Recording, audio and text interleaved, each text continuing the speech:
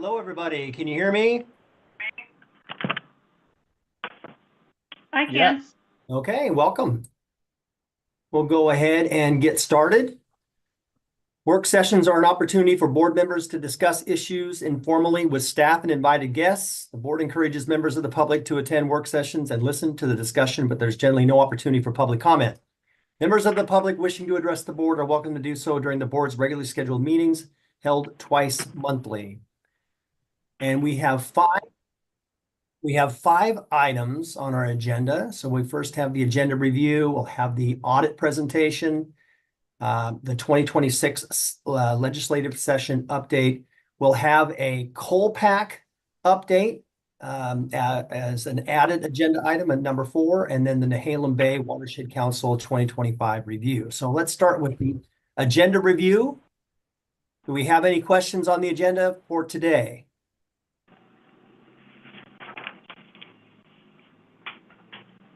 Do we have any questions on the agenda? And Teresa's pulled it up, goes out through March 25th. Do we have any questions on this? Okay, not seeing any. We'll move on to the fiscal year 2024-25 annual audit presentation on page 2. And Andrew Sullivan, Finance Director, welcome. Thank you, Chair. Good morning, Commissioners. The county recently concluded the annual audit for fiscal year 24-25, and we wanted to bring forward to your board the results of the annual audit. We do have Debbie Blasquez of the auditing firm Kuntz Blasquez and Associates joining us this morning, and she'll be able to provide your board with some of the details and the outcome of the audit. We certainly always appreciate and enjoy working with Debbie and her team. They're extremely helpful providing guidance on different governmental accounting standards, and it ensures that we're staying current with our fiscal policies.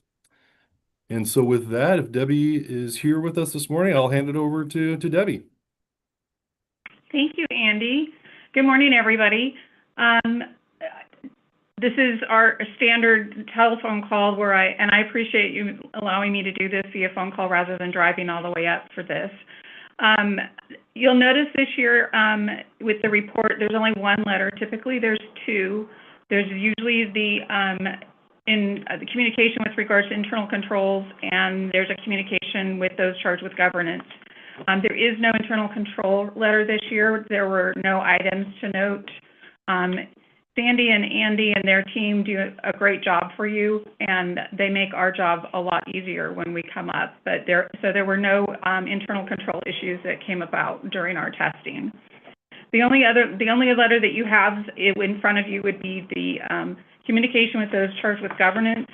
This letter is just purely a letter that tells you what our responsibilities are as the auditor, what your responsibilities are as the auditee. It will also indicate some significant accounting estimates if there are any with regards to the county. The only real significant estimate you have is your useful lives for depreciation purposes. So that's pretty much all there is to that letter. If there's questions on it, you can always ask. With regards to the report, your report is quite long. It's almost 170 pages. I'm not going to go through every single page. I do just want to highlight a few areas where if you've never really taken the time to look through the report, if you were just to take an hour and spend time keen in certain areas, it would give you the overview you probably want. If you wanted to get into more detail, you certainly could go through each individual page. The first section in the table of contents that I just want to point out is what's called the management's discussion and analysis. This is kind of a summary of all the reports behind it. So it kind of recaps your government-wide statement, which is that statement that's prepared like as if you were a private sector business. It also provides you your fund financial statements, which you probably are a little bit more familiar with. I imagine they're kind of similar to what you see on a monthly or quarterly basis, however often you get reports. The next section that I would suggest is your notes to financial statement. That starts on page 31. Those notes explain everything that's in the statements before it. So everything between the management discussion and analysis and the beginning of the notes, all of those statements in between are what the notes of the financial statements explain. And so any key account, you're going to see detail. For instance, the fixed assets that are reported on the government-wide statement, you're going to see schedules in there that tell you the breakdown of your capital assets, the depreciation that's been taken on them, and it's broken out between the governmental funds as well as your proprietary funds, which basically is just Westport Sewer. The other section I would suggest that you probably want to take a look at would be your budget to actuals. Those are reported in two different areas. We have the major funds, which are the general fund and the road district. Those start on page 96, I believe. No, page 90, I'm sorry. And then the rest of the funds start on page 96 and go through page 129. And those will be all the individual funds that are not considered to be major funds. The next section that is probably important because Andy and his staff spend a lot of time putting this together is the statistical section. This is a section that is part of the report. It starts on page 133. It is a required section by the GFOA, which is the Government Finance Officers Association, and is part of the requirement in order to receive the Certificate of Achievement for excellence in financial reporting, which the county has received as long as we've been involved in your audit. And you'll see a copy of that certificate for last year's audit in Andy's his letter that he has in front of everything. So you're going to see his summary of information right after the table of contents. They call it a transmittal letter, and then an organization chart, and then you'll see the certificate from last year. I believe the county also receives a similar certificate for budgeting, the budgeting process. Page 155 is our report letter on the Oregon minimum standards that we test, different areas that are required, and there were no findings in that area either. And then page 157 starts the single audit section. The single audit section, it will provide you the information on the federal expenditures that the county expended last year, and then goes into some of the testings that we did. Again, there were no findings there. There is an unmodified opinion for your report as a whole, and then also for the single audit section, you'll see that there's a couple more report letters in that back. Those are the areas that I think are the most important. There's a lot of information in the notes with regards to the pension plans and the reporting that we have to do. There was some changes in the reporting for this year. We had to take into account a different method of calculating compensated absences, which Andy and his team were really great at helping us with. And then for next year, the only big change in the report will be that the management discussion and analysis is going to change a little bit. They're looking for us to put in additional detail and making sure that we don't have repetitive information. I'm not exactly sure how that's all going to pan out yet. We just heard about it not 2 weeks ago in a class that we took. So, but that's all I have in general, unless there's something specific that somebody has a question about. I don't know if you've had time to look at the report.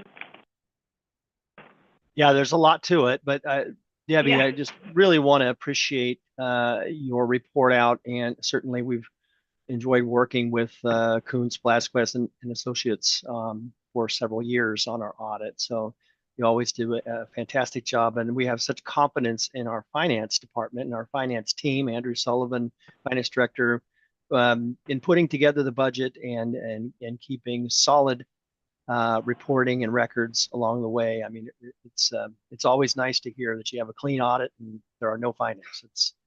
They do a great job. Like I said, they make my job a lot easier when we ask for something and they're able to provide it almost immediately. So absolutely. Well, do we have any questions, Commissioner Bangs, Commissioner Wakua?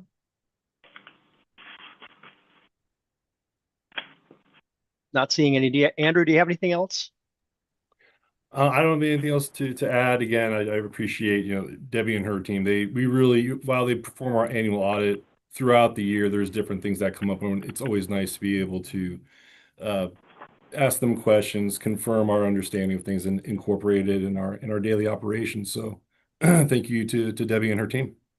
Yep. Oh, Yep. you're very welcome. Thank you. Thank you very much, Debbie. Do we still need to sign Okay. off on anything, or is there anything additional that the board needs to do? I don't think so. I think I have everything. Okay. Andy, you sent me the contract for the next 3 years, right? I did. Yep. Okay, yes. Okay, perfect. No, we're all good. So we'll plan on touching base sometime in May, and we'll be back up there in July to do interim work and sometime in October to do the actual audit work. Yeah, fantastic. Thank you very much, Okay. Debbie. Thank you. Have a great day. Yes, you too. Okay, bye-bye. Bye-bye. Next is the 2026 session update. And do we have Amanda joining us for this? Amanda Repacek, our legislative and policy analyst. Did I do it wrong again? Can you hear me okay? Yes, we can. Thank you, Chair. It was very close. Every time it's so close. Management policy analyst. Gosh, geez. Yeah, thank you very much. No, welcome, Amanda. Yeah, thank you, Chair. Thank you, Board. So just the start of session, as you know, was Monday. Things are already moving fast. Just to recap some of the big issues that are going to be happening this session, obviously in regards to transportation funding and revenue.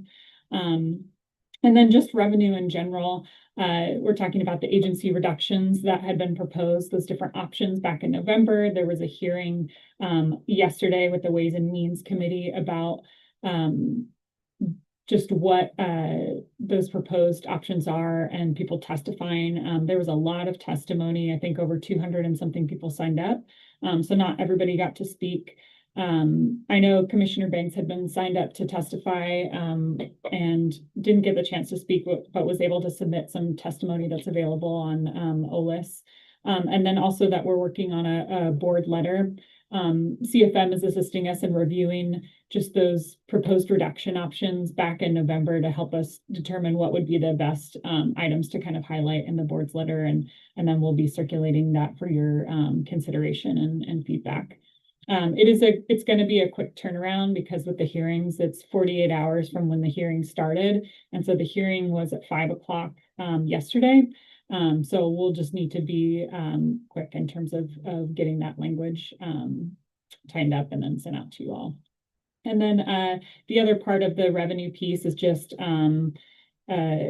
legislators talking about disconnecting from the federal tax code in light of the impacts of the federal tax changes in HR 1.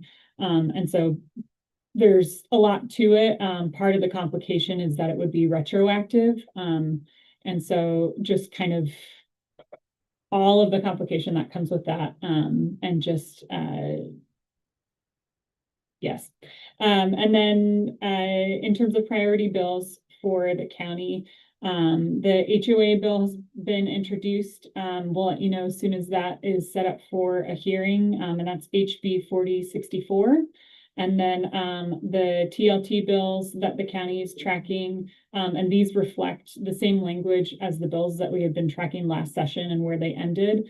And so there's one in the House and one in the Senate, and those are mirrored in language, and that's HB 4148 and SB 1562. And then also there is HB 4086, which that has to do with industrial symbiosis and the county being listed as one of the potential pilot projects or part of that group. And so your board submitted written testimony and support, and CFM is assisting us in continuing to be engaged with the other agencies that are in support of that bill. And then we just continue to work closely with CFM on a regular basis. We meet with them weekly, but we're continuing to be in contact almost on a daily basis.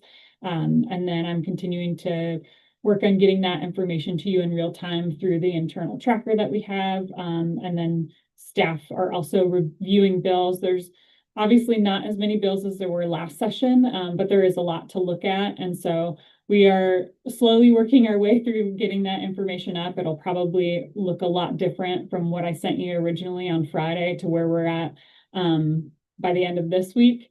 So just bear with us as we get that information uploaded. And then I'll just continue to be working with you and board letters and providing written testimony and letting you know when verbal testimony would be helpful. And then when I'm sending you those emails about board letters, I'll just continue to send you a text just as a heads up that you can see that in your email, in your inbox. Does anybody have any questions? No, Amanda, I really appreciate the constant communication. It's very helpful, and I appreciate that you're crafting all these letters, like you say, in extremely short turnaround time. And I appreciate the board being responsive to either approve or deny in short order as well. It's so very important, as you mentioned, that 48-hour timeline is. Do you think that Zach and Ryan will request our presence in Salem for any testimony? Zach and Ryan from CFM, or will most of this be done via letters and virtual? I think that depends kind of just what the conversations are being had in terms of which bills are getting momentum and which ones are maybe needing a little bit more people showing up to help communicate support. So potentially TLT, but I would TLT. imagine, at least from what we're looking at, I think most of it will be virtual, although I don't know if Don has any thoughts on that, or the county manager. No, I mean, I think Amanda's right, Chair, members of the board, that certainly there's going to be some topics that are going to they're going to generate a lot of interest, and there will be requests, I'm sure, in the 35 days for the board to be visible down in Salem. But I think it's going to be sporadic and on some of those hot topic issues. And that could be TLT, but honestly, it could be other things related to some of the revenue bills that might come up, and transportation potentially. So Yeah, thank you. Yeah, it's tough to say at this point. Yeah, Commissioner Wakua and then Commissioner Banks. Commissioner Wakua. Thank you, Chair. Amanda, thank you for your work. I was looking through the bills you presented to us last week, and I don't think we've talked about 1507, but that's the one on the retail sales tax. And I think we should probably discuss that at some point, just because from an economic development, in my involvement with Cedar, it'd be nice to report back to that group as far as like what possible consequences that may have to retail stores in our area down the line. So, and of course, everybody's always interested in what their income tax is going to do. So that's all. Thank you. No, I agree. Thank you, Commissioner Wakua. Commissioner Banks.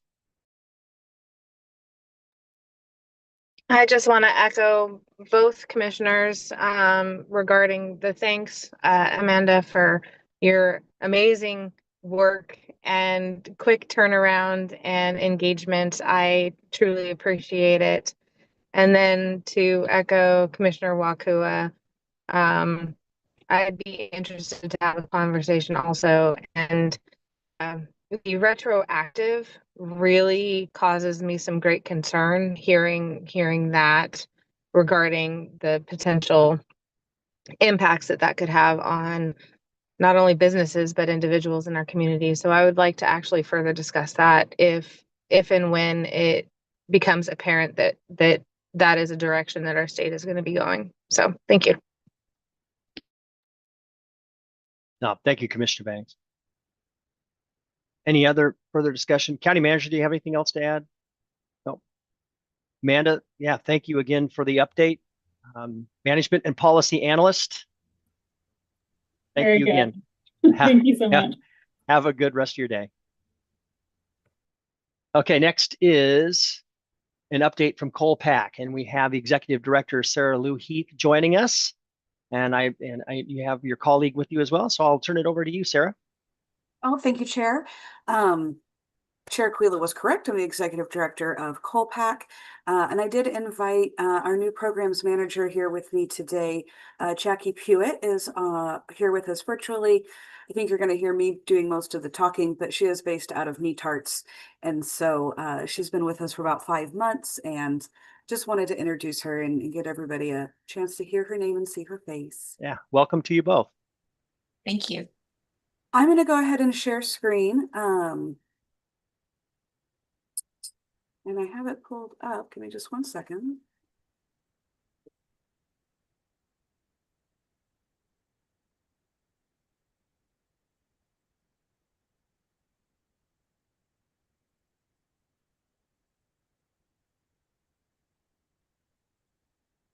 There it is. Apologies, was having a little bit of a blank screen issue. Can everybody now see a presentation here? Yes, we can. Okay, excellent.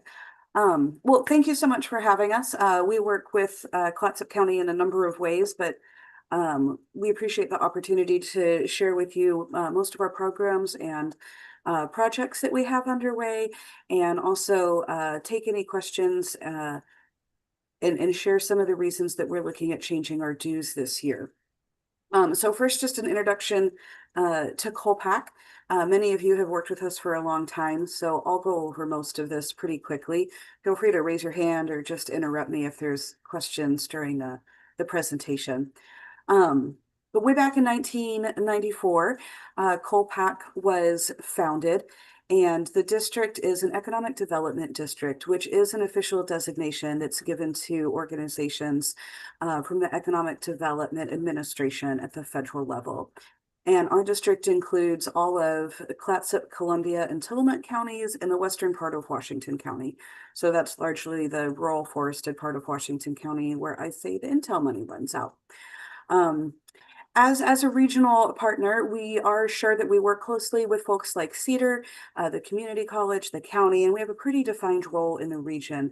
And that's to facilitate partnerships and to collaboration, to maintain strong federal relationships, and then provide tailored on-the-ground services. And that has to do with our mission in supporting the capacity of the region that we work in, knowing that our municipalities and businesses are small and often constrained for staff.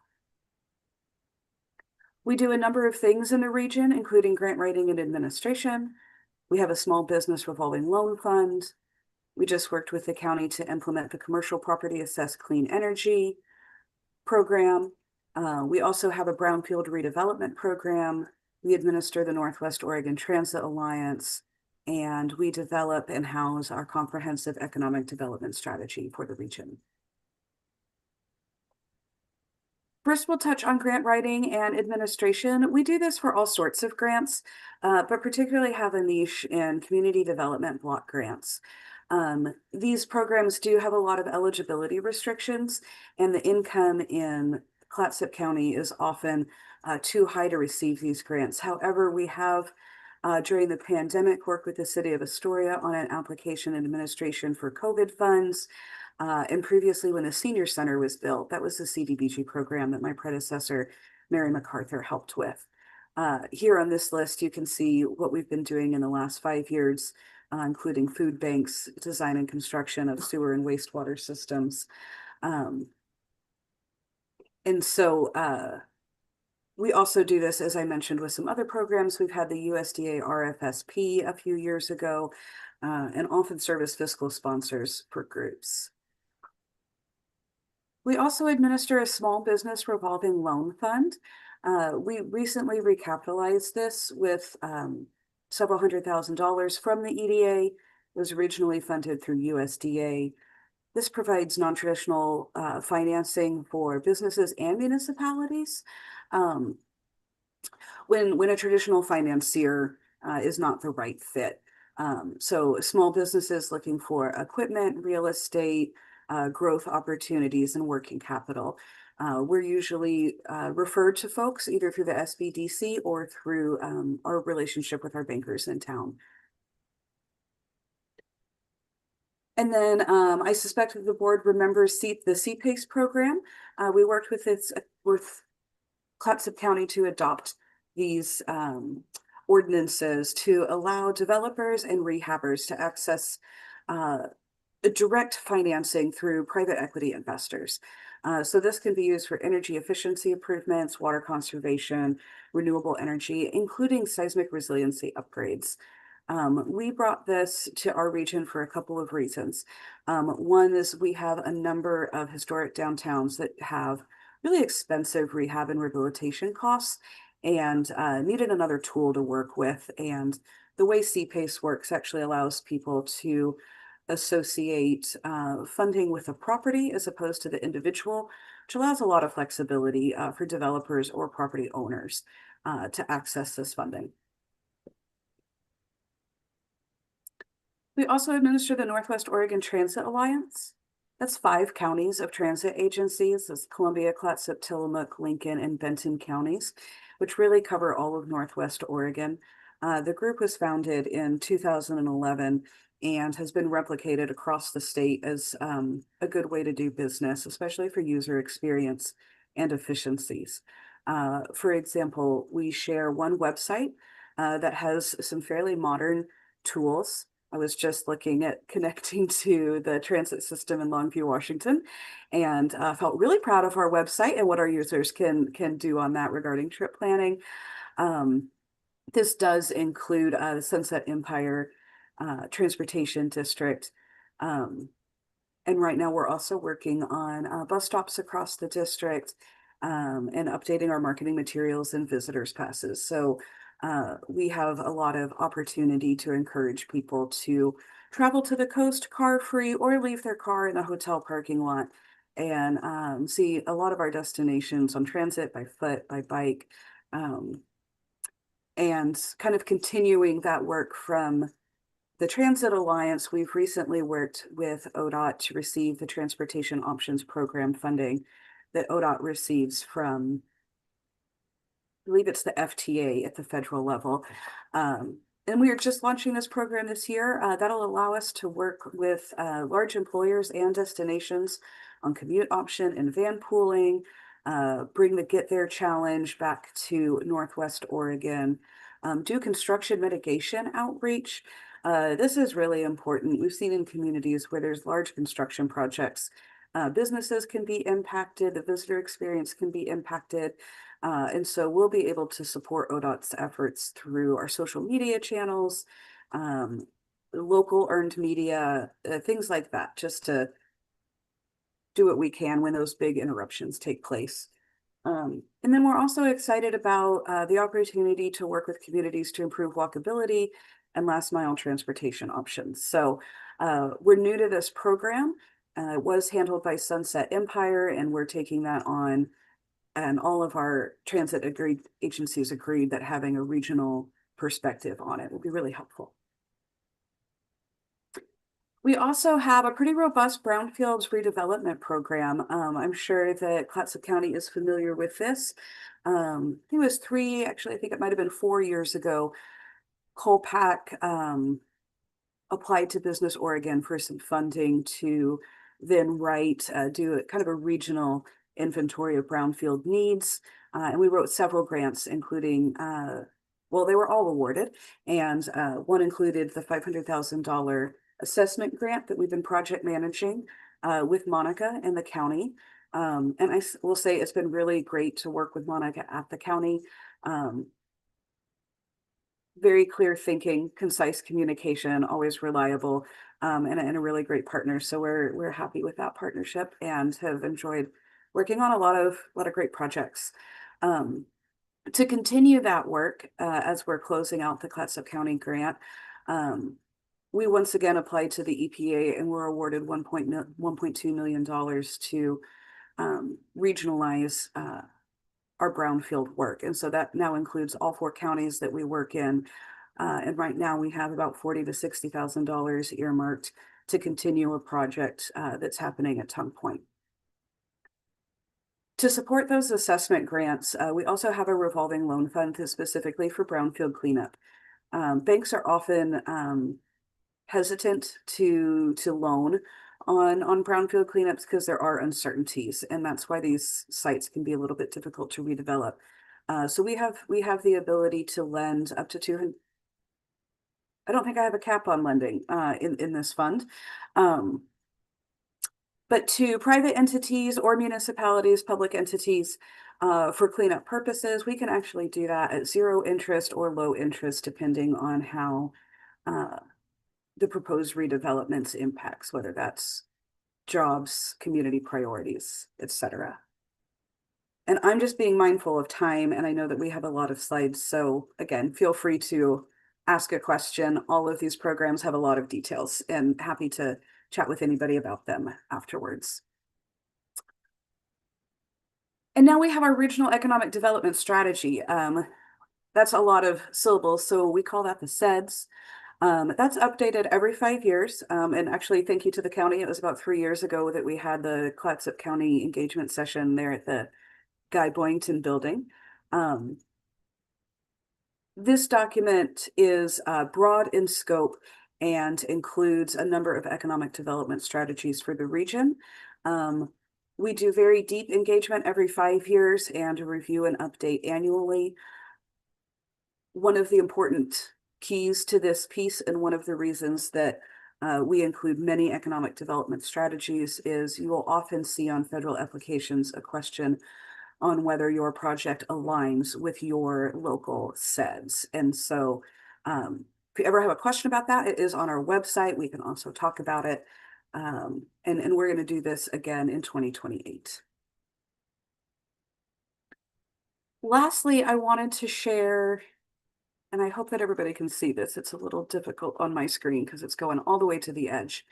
A bit of a retrospective on Colpac's work in the last 5 years.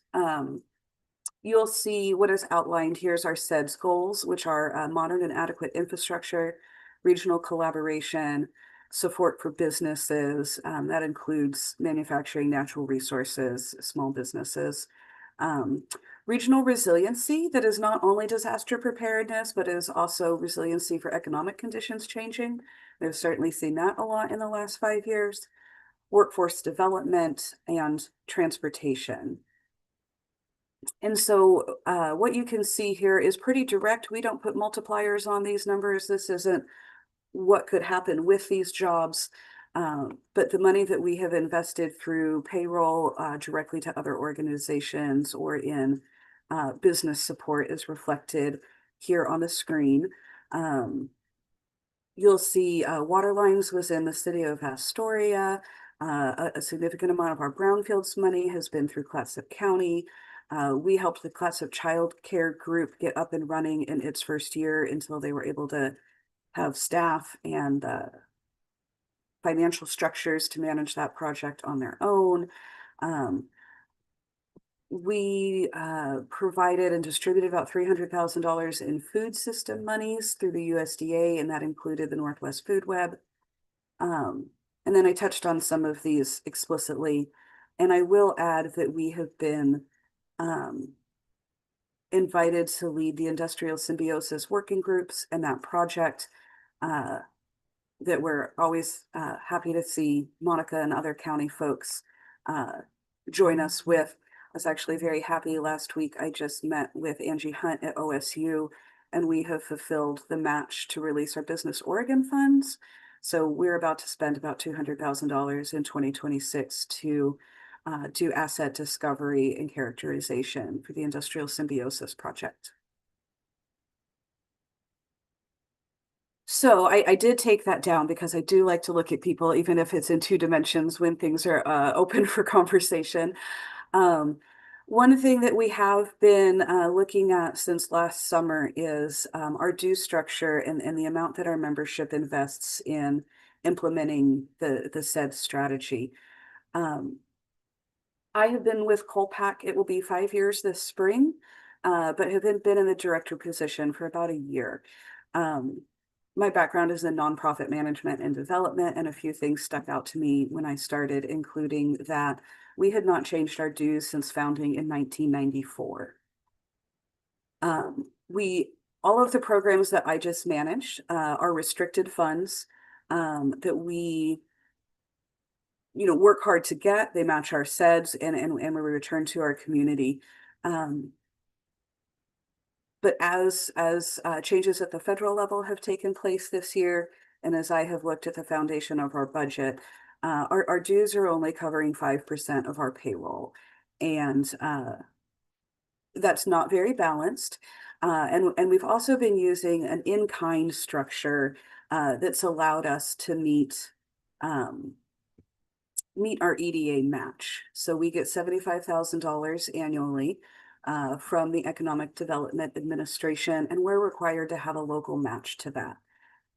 As things have changed locally and at the federal level, we're working towards amending our dues to provide that match and some foundational funding for the organization.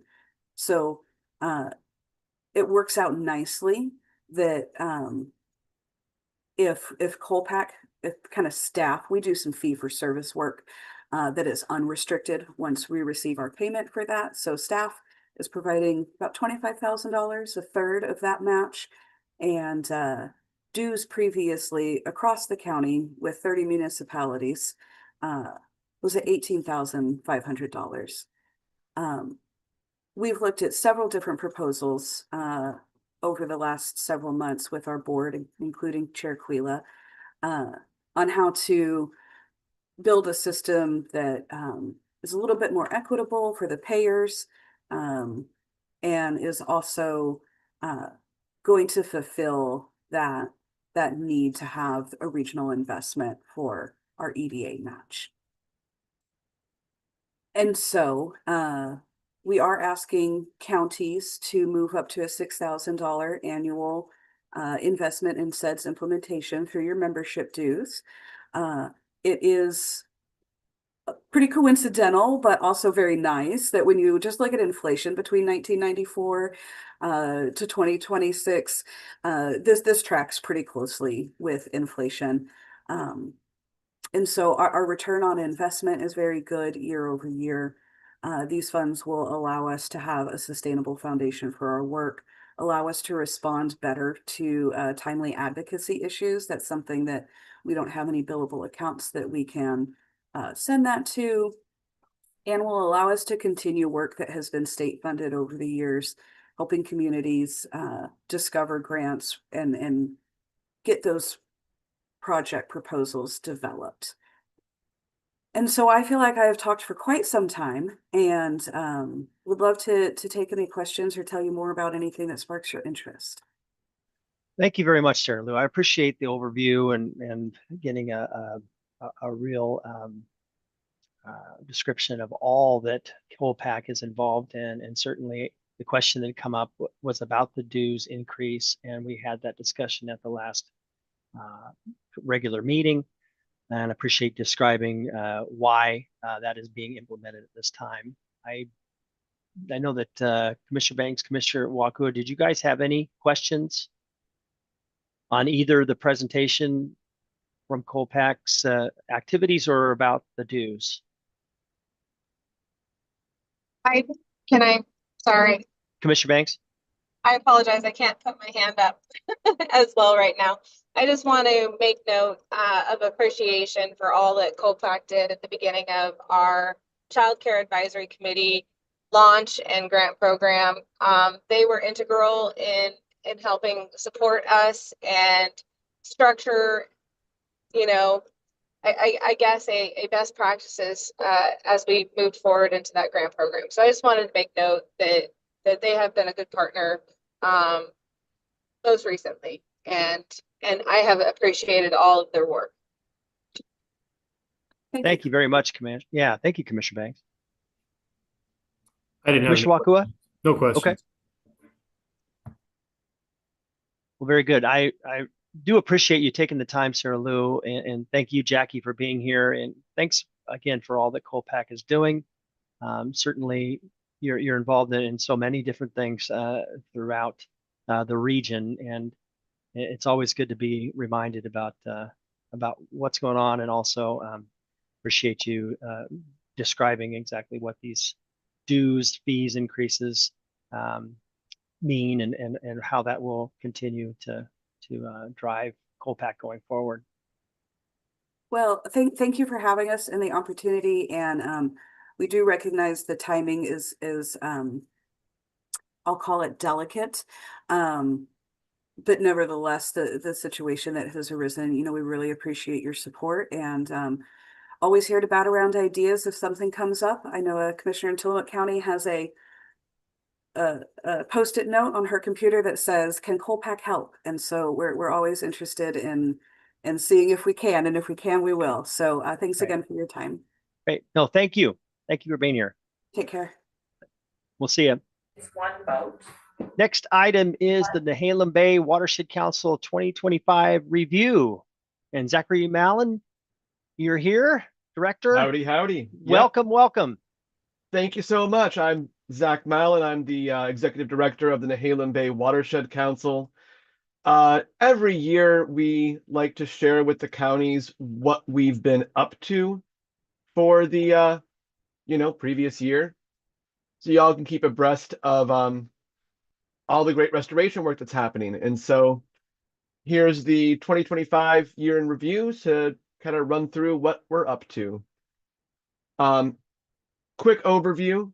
Who is in the Nehalem Bay Watershed Council? Our board is made up of local stakeholders, whether that be employees from state timberlands, industrial timberlands, agricultural producers, or interested community members. And then I'm currently the sole employee. Our mission is to protect, preserve, and enhance the Nehalem watershed through leadership, cooperation, and education. And like all mission statements, that takes a little bit of explanation.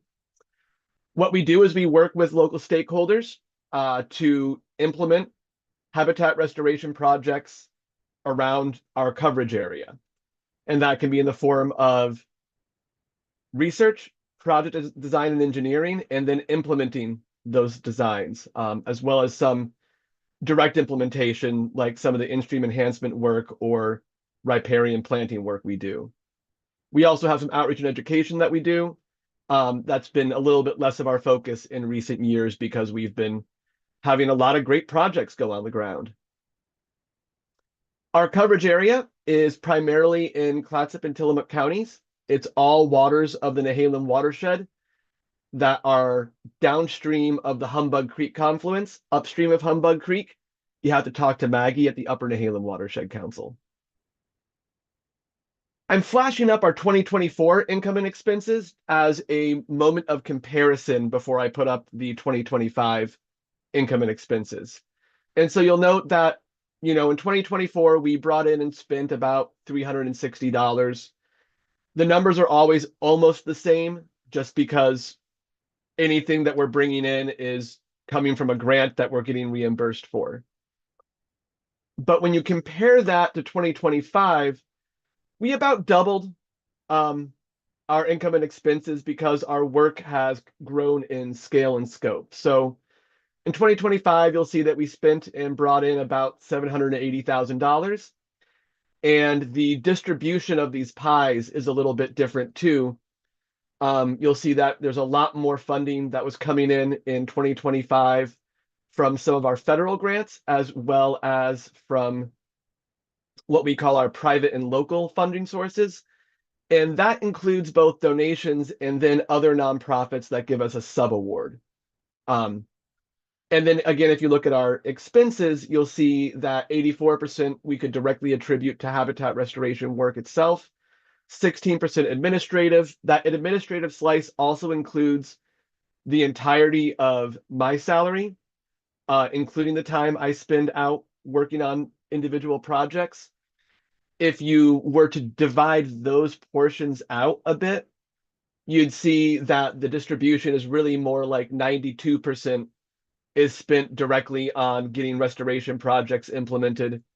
And then more like 6 to 8% is spent on purely administrative things like me presenting to county commissioners and other sort of activities that to maintain our nonprofit status and our standing with OWEB, the Oregon Watershed Enhancement Board.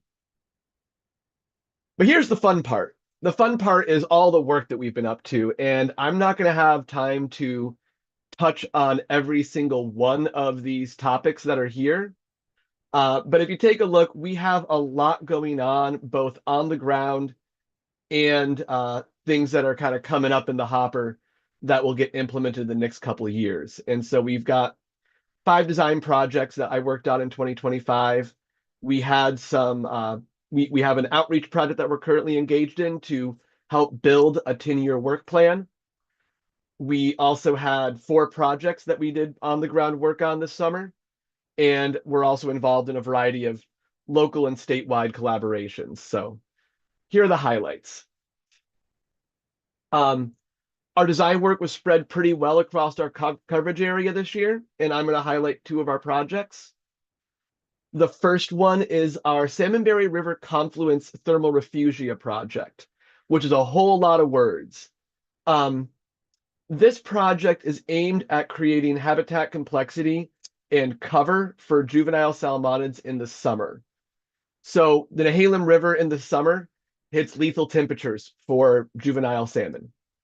And so to counteract that, we have to build habitat complexity and structure and foraging opportunities for them where there's cool water coming into the river to cool it down, because that's where all those juvenile fish concentrate.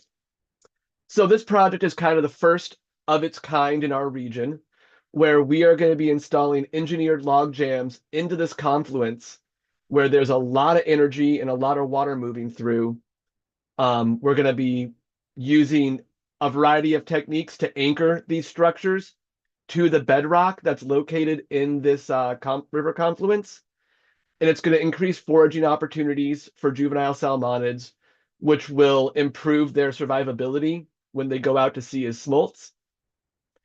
And it's doing all of that in a place where there's a lot of cold water coming into the main stem and creating an area where those fish can survive during the summer when it's too hot for them. So I also need to mention all the partners on this: ODFW, Department of Forestry, Parks and Recreation Department. OWEB is a funder. Wild Salmon Center has put up funding to help support this project. NOAA has put up funding to help support it, the National Fish and Wildlife Fund. I'm sure I'm forgetting somebody in all this mix. Tillamook Estuaries Partnership has been involved in supporting this. So there's just an endless list of people who've been involved, and we've been moving towards implementation for a few years and are going to construction this summer. Another good one to mention is some of our more bread and butter style work. In this case, we are doing culvert replacements along forest roads that are used and operated by primarily Department of Forestry, and in the case of the McPherson Creek culvert, it's on Oregon Parks and Recreation Department land. And so we've hit implementable designs for McPherson Creek, and we'll be building a new bridge there this summer. The new culvert to upgrade it to fish passability at Harless Creek is going to happen in 2027. Again, this is more straightforward work.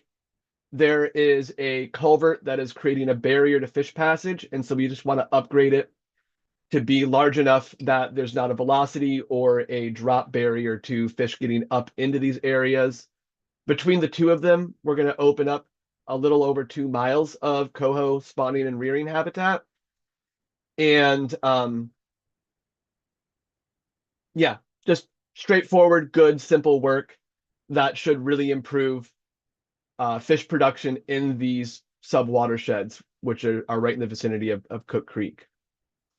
There are going to be some road closures associated when these projects get implemented, and we'll be working with the Department of Fish and Wildlife and the Department of Forestry and Parks and Recreation to make sure that the public knows when they can and can't access these areas. They're very popular for recreation as well as important roads for timber harvest. And so we want to make sure that we get the closure announced so people know what's going on, as well as make sure that the closure is as short as possible so that people can get up there and fish, camp, hunt, whatever other activities they're interested in. For our direct restoration projects, we had a lot of planting maintenance going on, but the one I really want to highlight today is our God's Valley Creek in-stream wood enhancement. So this project put log jams back into God's Valley Creek, which had been cleaned historically, which meant bulldozers running down the creek to move all the logs out. At ODFW's recommendation at the time, back in the 70s and 80s. But we put large wood structures back into the creek along 2.3 miles of God's Valley Creek and a couple of its tributaries. And that's a total of 41 structures that were put in. And this creates spawning gravels, creates pools for them to rear in, improves wetland volume and function.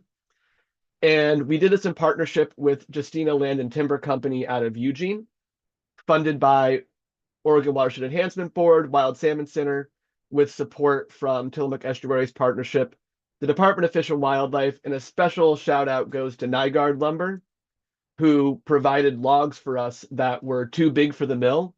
So they were just going to get turned into sawdust for paper. And instead, they were willing to sell us some of those oversized logs that we could then put back in the creek to create fish habitat. So that was pretty great. And I'm really happy with how it turned out. But not just me, Derek Wiley from ODFW has some stuff to say about it. So I'm just going to play a quick video and I hope it works. Can everybody hear it? It should sound like water. I can't hear it. Oh, shoot. Okay. Can others? Well, I'll just summarize what you're looking at here. Can you hear that now?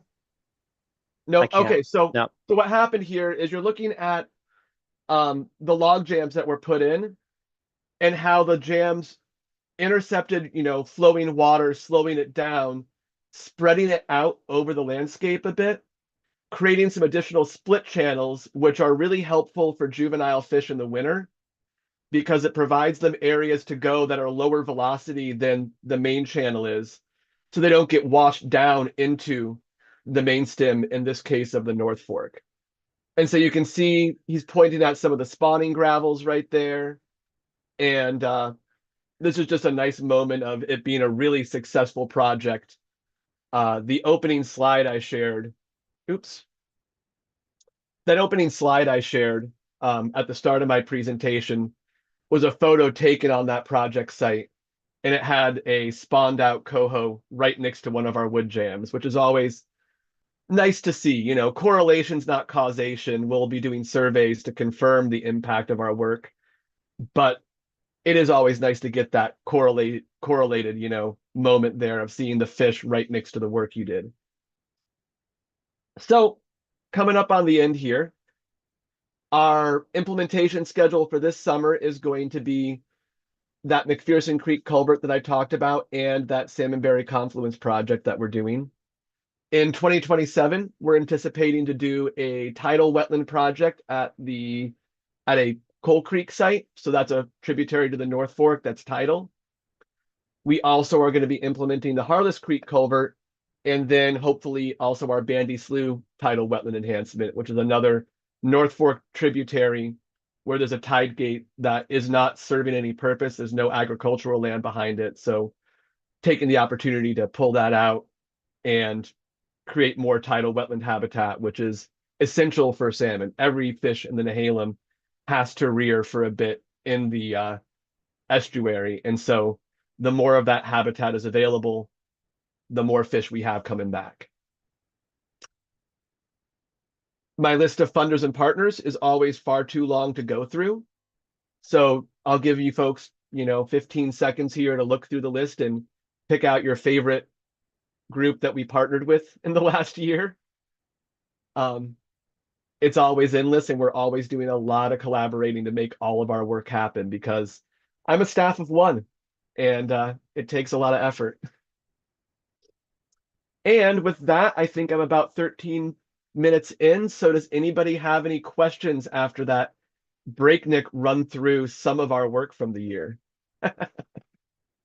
No, thank you, Zach. I really appreciate the presentation. I love to see those videos, and it's great to hear about Nygaard and their timber donation being a part of it.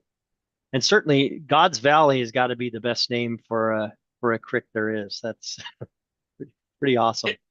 It's a really remarkable location, and it is in the North Fork, like as far as tributaries to the North Fork Nehalem go. Our surveys from 2019 show that it is the most productive tributary already for coho salmon, just based on the number of juveniles that we found up there. And this is going to just continue to support that and enhance it. Wow. Terrific. Yeah. Thank you. Commissioner Banks. I think that your list, your final slide there really showcased the number of partnerships that it takes to do good works. I was curious how your restoration projects weathered our very high rains that we have had here at the beginning of our winter. I'm hopeful that everything weathered okay and that things weren't too catawonkus afterwards, but I just wanted to do a check-in. Yeah, thank you. One of the nice things about the wood that we got from Nygaard is for them, oversized is anything, what was the low end number? Over 28 inches, I think is what the low end number is. And so they were able to provide us with some 4-foot diameter logs. And when you have a 40-foot segment that's 4 feet in diameter, you've got a lot of weight to hold down your wood. So that video I shared actually was taken second week of January. So after all of the really high storms had already happened. In other news, though, I also went out during the storms to look at some of our culverts that we're looking at during the high water event. And it's really good that we're replacing that McPherson culvert this year because it's about 5/6 blocked at the moment. Just wood and then gravel have filled in behind it. And so I'm in conversation with the Department of Forestry and Parks and Recreation Department about whether or not they want to address it before we do construction this summer. But yeah, it's a good thing we're getting that done because that's one of the other risks of these undersized culverts. It's not just the fish passage, it's our access to these areas. And so a fire crew responding would need to use Cook Creek Road. And if the culvert's washed out, they can't get up there. If someone gets into some trouble hunting or hiking or fishing or whatever, if that road's washed out, people can't get up there to help them. And so, yeah, that being out during the storm really got me some good pictures to drill that point home with folks when I'm trying to make that point. Thank you. Quick follow-up, Chair. Yes. By chance, do you partner with ODOT or any other agency in just regards to the culvert? I see it as an abundant culvert replacement need. Yes, we do. We actually recently had a good meeting with ODOT to kind of review our shared priorities that we can move towards trying to work on. ODOT tends to replace things when they're close to failure, as opposed to when there's a fish passage need immediately. And so what we can do is with ODOT or with Tillamook Public Works or Clatsop Public Works, we can come in and say, okay, these might not be your immediate concern, but they're important to us because of the miles of fish habitat behind them. How can we find grant funding to bring to the table to develop designs for this and partner with you to make this work happen before it becomes a problem? And so, we partner with public works departments and ODOT to try and set those priorities and identify funding streams that we might dip into to try and make that work happen. The real bummer is that culverts and bridges are really expensive. That McPherson project is one of my cheaper bridges that I've done, and with inflation, if you accounted for that with some of my previous work, that culvert this year is going to be costing us over $600,000 to replace. And then that Harless one is easily more than double that. And so yeah, if it kind of limits the amount of work we can do based on the available funding, but it's good to be proactive when we can. Well, I just want to say thank you because you just illustrated probably one of my biggest frustrations is the hundreds of miles of habitat that can't be accessed just because of a blockage close to a stream or river. Because as we all have noticed, our roadways seem to travel alongside of our major waterways. So anyhow, thank you for your efforts and partnership. Thank you. Commissioner Wakua? Thank you. I don't want to take up more of our time. I know we're kind of pushing it, but I was just curious about how you're getting these large logs in place without damaging the ecosystem there, because obviously it takes heavy machinery. So that's all. But if we don't have time for it, no biggie. Just my curiosity. I can answer that question pretty quickly. We do damage some of the system to get the logs in. We were doing excavator-based placements for most of that God's Valley project, and about 10 of the 41 that we put in were done strictly by just felling trees that were in the vicinity that we could direct to a location we wanted them to, right? And so there was a temporary impact. In the case of the God's Valley project, because of recent changes with the forest buffer rules that happened, we were actually able to go through trees that were never going to be merchantable anyway because they were within the new stream buffer, but they were outside of what the stream buffer was before the new rules for private forestry went into place, right? So we were able to bring the excavator in through some fairly young repro and then find places to squeeze between trees to get into our sites to work. And we take some trees along the way as well, but we then go back and replant, and the short-term impact is consistently been found to be well worth the effort, because when you do put these structures in, there's some really great research out of places like the John Day Model Watershed, where they demonstrate that you don't just get more fish concentrating around these structures. The whole reach is just more productive when you have more of these wood structures in place. So it's worth the temporary impact has been the general consensus for quite some time now. But yeah, it's messy and it's not as pretty as a lot of people want it to be when you're doing it. Got it. I figured there had to be something like that, but thank you for sharing. Just yeah. We actually have a great documentary up on our YouTube channel that I'll just plug about a project we did several years back now with some private landowners, like small rural residential landowners that agreed to have a wood placement project within their property.